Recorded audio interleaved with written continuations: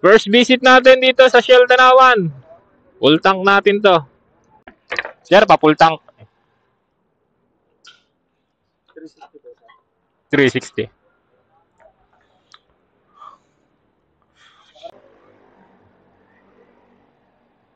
Sir, okay na?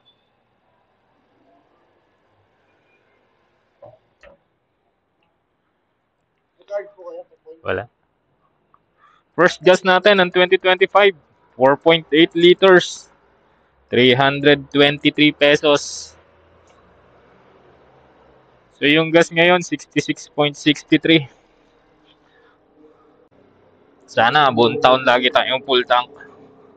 66.63 ang per liter.